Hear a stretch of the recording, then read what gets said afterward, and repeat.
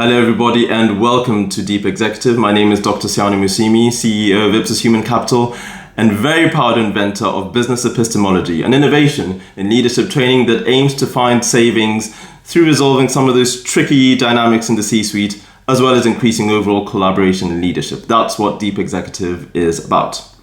Today's guest is John Thompson, a Global Director of Communications, having done roles in the Royal Australian Navy, New South Wales Police, and is now Executive Director of CSC Global. We hope you enjoy it.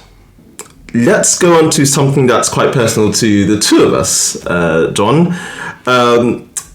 We have a few shared background experiences. Could you tell us a little bit about the countries that you've lived in and worked in the past? Well, I feel Kenyan. You know, wherever you were born is very much who you are. Yes. And I was born in Nairobi, and my father grew up there. My grandfather's buried in Mombasa, so whenever I go back, I always go and visit his grave in Mombasa. Amazing how it's changed in those years from being, where my grandfather is right now, was sort of in the boondocks, and is now suburbia. Yes. So we left Kenya when I was young, moved to Australia. So lived various parts of Australia, grew up in Perth, then to the eastern states where my parents studied acupuncture in Brisbane. They were both vets, and then ultimately to northern New South Wales where I finished high school, and then to Sydney where I met my wife. I've been in Sydney for most of my life. We were in Malaysia for 3 years, just up until COVID, and we've relocated to the UK with our two sons about 3 years ago, actually, 3 years ago next month. And I'm a child of the Commonwealth, you could say. Well, there we go. That there's a lot of crossover there for me because I was born and raised in Kenya, live in Australia, and now the UK is my home. I think my life is split quite finely between Kenya and the UK, but I had a very happy stint in Australia. I'm glad.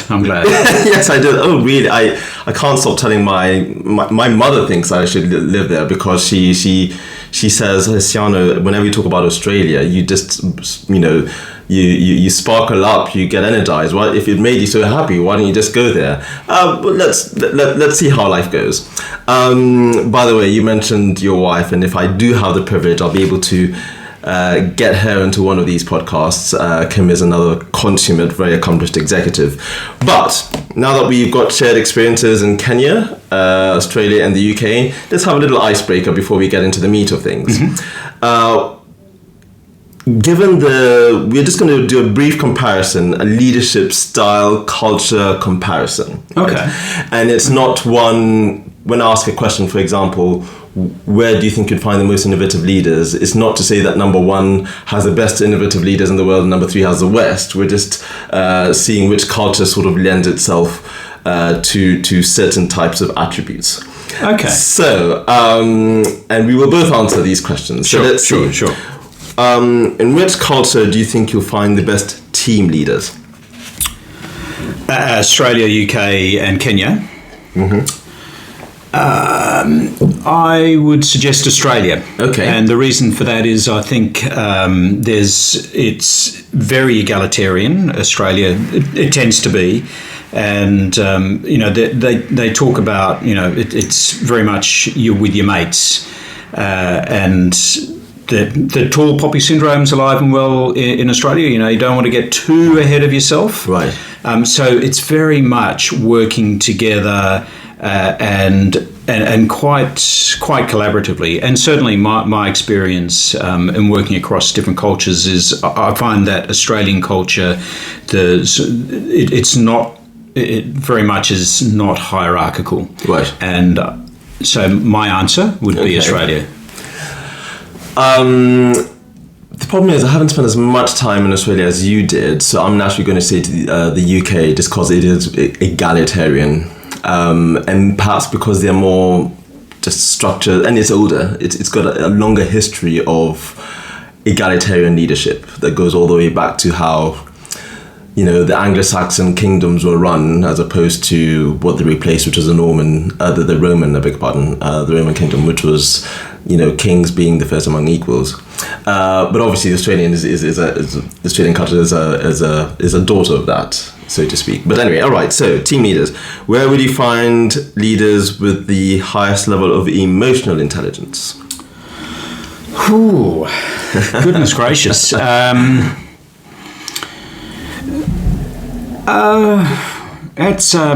probably suggest the UK or Kenya. The reason for the UK is it's very cosmopolitan, it's very international. Yes. And it always surprises me coming here and, wandering around the streets of London or Reading or, wherever you happen to be, Edinburgh, Glasgow.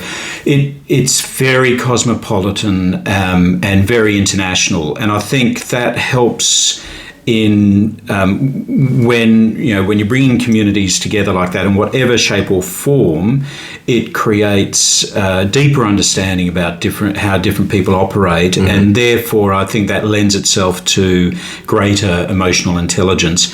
I think Kenya, I think has a similar. You have. There's all the different tribes and the coming together to create a nation, and I think in a very similar way you see that occurring in Kenya as well. Right. Okay. I'll put Kenya at the top of that list. I think Kenyans are just culturally just far more political and less structured, and you'll see this in any organizations. Things that sort of frustrate people like me who've lived abroad leads to lots of inefficiencies. You go to an executive meeting and they spend the first half hour or the first hour sometimes doing introductions and telling people about your story, and you'll see this when you go to weddings, and a lot of time is spent doing that. However, at the C-suite, where getting on with other people is quite important, I think Kenyans have an innate charm, I think. I'd support that. Yes, that sort of puts the relational side of things, the relational side of any part of life first before anything else. Now, the UK and Australia they're very corporate cultures, and they're highly embedded into efficiencies, very capitalistic. That, Kenya is a new nation that's still not embedded in the psyche. Just how you treat the other person is still it's at the forefront of the paradigm, just the cultural paradigm. So I'd say that the leaders in Kenya would have the highest level of emotional intelligence in that regard. Okay, so last one. Which leaders where would you think you'd find the most innovative leaders? Perhaps. And maybe this goes back to your point, sort of the newness of the nation. I think I would argue Australia, and we see a lot of Australia, like Kenya, is sort of it doesn't have that same. In its current context, Australia has been around for many, many years. Thousands and thousands of years. The indigenous people, but in terms of how it is today, is a relatively new nation, and therefore open-minded and flexible in its thinking. You see, Australia. Wi-Fi, where did that come from? Australia. The black box flight recorder, where did that come from? Okay. Australia. The reason we're over here is my wife was asked to become the chief strategy officer for a global plastic recycling company that reverse engineers all plastic back into crude oil. Right. No other company, that technology, where did that come from? Australia. Right. So there are a lot of examples where Australia, really has helped to change the world. Right, yes. Gosh, I'd be torn between Australia and Kenya because, living in Australia for me was like the new United States. You just get people into this new world and they have to sort out just how to make a living, and all of a sudden the bounds and the limits are they're further out. You just got far more that you can do with yourself. It's harder. So there was that sort of air, that sort of freedom of mind, freedom of thought that prevailed when I lived in Australia. And Kenya, I would say yes, for similar reasons, simply because of the state of its economy. Excuse me. Structured governance in civil society, in commerce, in government. It's there, but it's not a part of the psyche. So having lived there, you'll know that rules aren't as hard and as strict generally in any walk of life, which leaves a lot of room for. Now that has a downside. In government, for example, it can lead to corruption or lack of accountability in any sort of structure. But when it comes to innovation, I think that leads to a lot of creativity. And you just need to go down to the street and just see what people do to put themselves beyond the person in the kiosk beside them, or invent this new app, or there's a lot more room for innovation. So I think I'll have to choose Kenya on that. The output wouldn't be as global as Australian, excuse me, but you'll just see it in the streets. You'll see innovation in the streets. And yes, anyway, so that's our nice little icebreaker. Let's go a little bit more into Director of Comms. Can you just tell us a little bit more about the role? Sure. And it's interesting. I had a former boss who used to sort of joke that a lot of people regard comms as the department of fluff,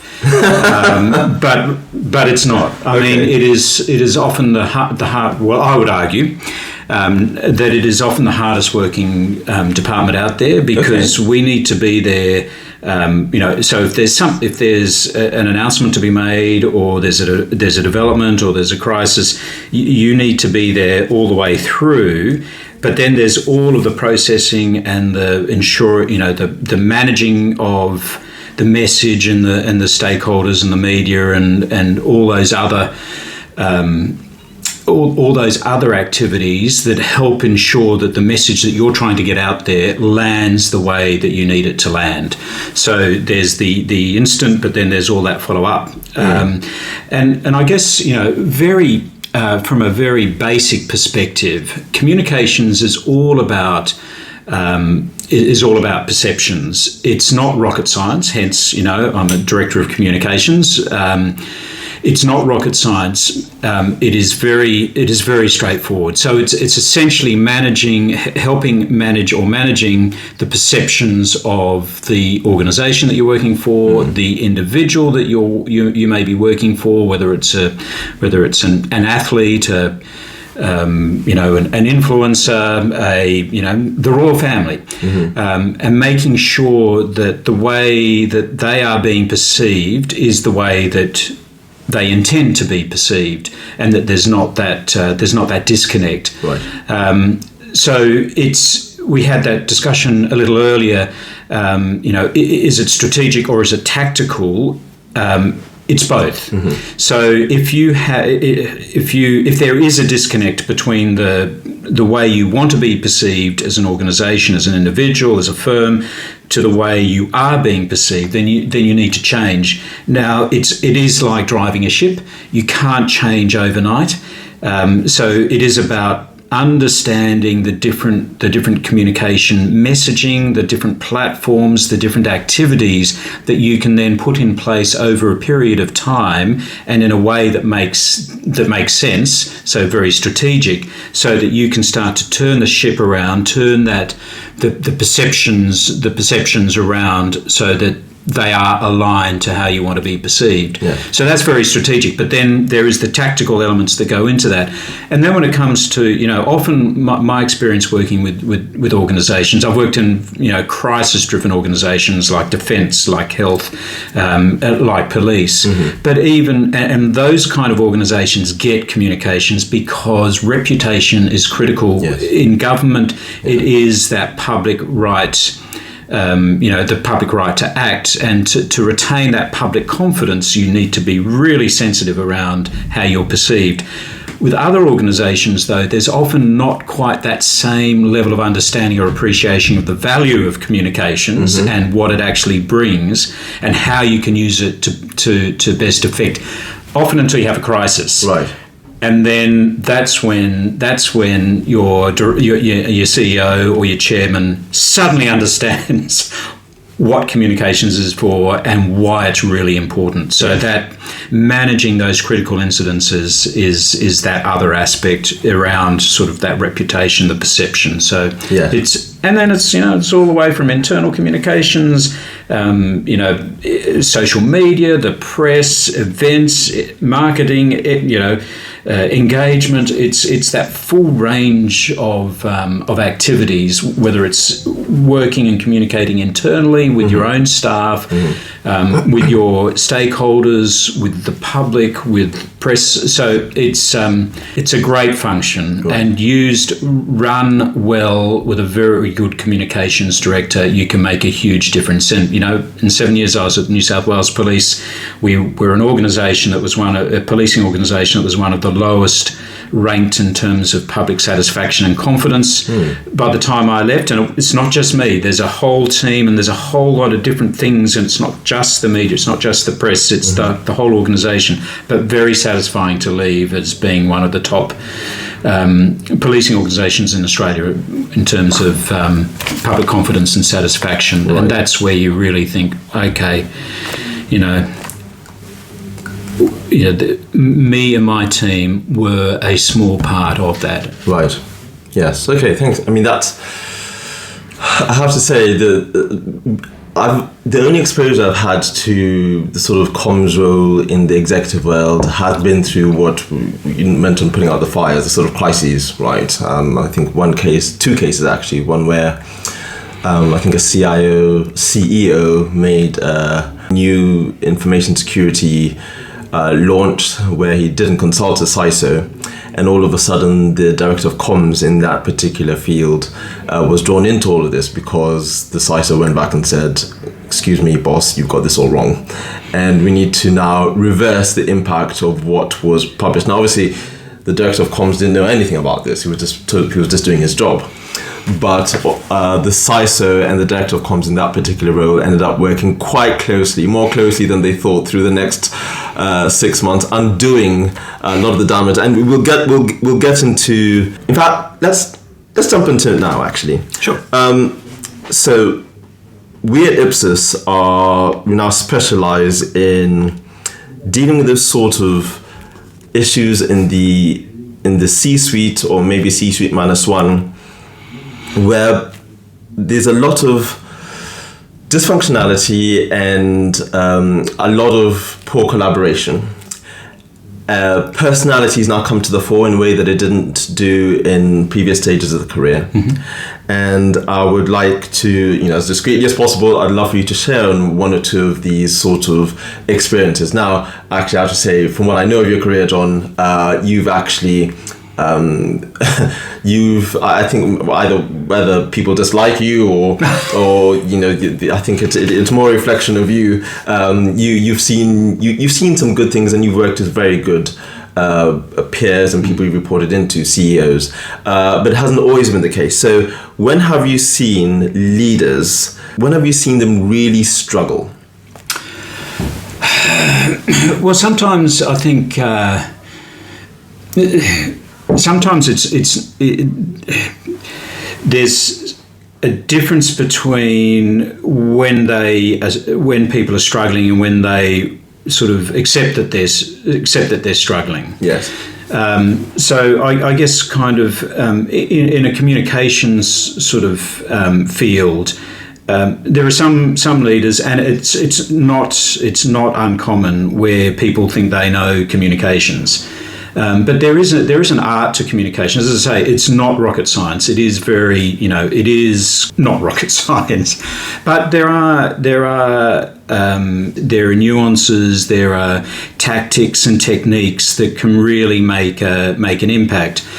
And so I'm thinking particularly of an experience. I came into an organisation, and one of the key objectives was it was an organisation that felt it did well in terms of its one-to-one engagement communications. It did well in its one-to-few communications, but in the one-to-many, it wasn't so good. That was where the real need was, because otherwise, if we're not talking to the one-to-many, we're not reaching into new audiences and engaging and growing the organisation. So really key missing element. But it's always a two-way street. In my case, we were there was an opportunity to engage media. With media engagement, perfect way to get to the one-to-many.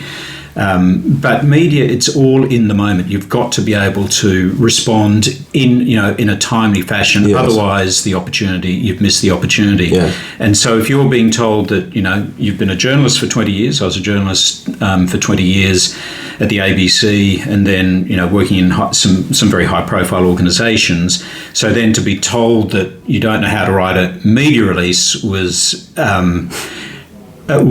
quite something. But I think what it does is it reflects challenges that are not uncommon, and so the organisation sort of understands where the weakness is, but it's then being open enough to accept ideas from someone who clearly has some experience in that area. So. That is a challenge. You're being very diplomatic, John, and I can see why you get on with everyone. What I like to hone down is, so there are times, and it happens to every executive, where you're trying to communicate something to the CEO, and they don't get the significance of what you're suggesting. But their position, every day everyone's going to them with some sort of input that they need, and they don't have the capacity and understanding of each field. They're not experts, they're overseers. There are times when you have brought especially in the critical, in the crises especially, where you've taken a suggestion to a CEO or someone above you, and they have gone against your advice. How many times did they give you a good reason for that? They said, hey, John, we can't say this because I've just had a word with my, accountant or our technology people saying that, et cetera, et cetera. And how many times was it because they just didn't get what you were trying to say? They didn't understand comms. So I guess potentially I've been very fortunate. I have had times where, when you're working with operational commanders. So, I co-led the response to Australia's first terrorist siege, terrorist attack, the Lint Cafe siege in Sydney that a number of people tragically lost their lives in, going back 10 years this year. And that was a very high pressure situation. We had very good processes and procedures in place in terms of the management of a critical incident should something like this happen.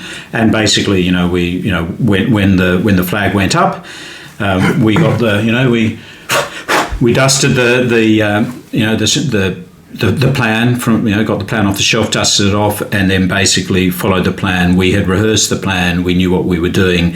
And in terms of the sort of the managing of the actual messages, we needed to be very transparent. So that's, and being courageous and leaning in to what was going on and making sure we were getting information out on a regular basis, responding to the rumours and innuendos that were coming through on social media, and there were times when my team would draft up some messaging. I'd have a look at the messaging and think that's pretty good. We'd make a couple of changes, then go and get it approved from the operational commander.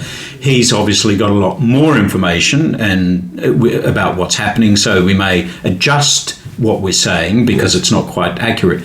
But so in terms of a crisis, and I think after you've been around for a while, and there's that trust that gets built up over time. People know you, the relationships. I think that also goes a long way. Right. So in this particular incident that I mentioned to you about, being told I don't know how to write a press release. I'm relatively new at the organisation, but but based on my CV, it should have been very clear. Yeah. It's just the way that I write a press release is clearly very different to what they've done previously. Right. But clearly, that's where a chief executive or a chair or whoever needs to be courageous. And you've brought someone in who has expertise. You need to be able to trust, show some trust and try something new. So tell us about how that conversation actually goes. There are a lot of things that you're getting press releases all day, every day. You don't have time to read them all. You want to be able to very quickly get a sense of the point of this. Why should I be interested? If I am interested, then I'll sort of make a call and find out some more information. So if I get a press release that's dense in information, I'm just going to put that to one side, and I'll look at something else that's actually easier, that I can get my head around a lot quicker. And if I have time, I'll get to that. Well, this one's a lot easier. This makes sense. I can see instantly why I should be interested in following up this and why this would make a good story. So I'm going to follow up this one. I'll get to that at some point. So, working in an organisation that is all around detail and I guess lots of detail. Right. The challenge, that's not the way the media doesn't work like that. It's all about being able to get a lot of detail and being able to synthesise it to its essence, and then be able to tell the world about this particular story. And in terms of getting a press release out, the same thing. You need to be able to have the detail, understand the detail, but synthesize it into the basics to be able to get a journalist to sit up and take note. Sure. But a little bit more about that conversation you'd have with the CEO when they say you don't know what it is. How do you get them to sort of shift their thinking and to accept your point of view? They will, a good CEO, and in this case, did ask, so why is this the way to go? And so you explain, about the way journalism works, the purpose of the media release. So the purpose of the media release, we're not publishing a white paper. It's not a white paper. It doesn't need to say everything. It needs to say enough to capture the journalist's attention. So, we had that conversation. But it's still, I think and this is also, I guess, about leadership. When you're used to doing things in a certain way, it's very easy just to feel safe in doing it because, it's worked. It hasn't worked, but it feels, this is the way we've done it for all these years. Yes. Therefore, why change? And that's where for an organisation to continue growing and developing, it needs to bring in new ideas and be a bit more flexible and be willing to try new things, because it just may be the case that those new things might work. And that cuts it with the boss that you work with? No. So then, and this then goes back to, it goes to sort of, you look at, the health of an organisation. Yes. And, you see issues around turnover, and, as an individual, you need to, you need to make some decisions about, can you change? Can the organisation change? Can you make a difference in that organisation? Can you influence the change that's going on in that organisation? And then, if the answer to that no, it's going to be a huge effort to be able to influence change and to help make change happen. And if on the other side of things, the managing director or the organisation itself isn't going to change either, then you need to make a decision about your future. Yes, yes, and you put it in a very diplomatic. I'm learning more things about you with every conversation. You've got there's certain attributes that you need, certain types of personalities that every C-suite should have, and I basically I can see why you've been so successful.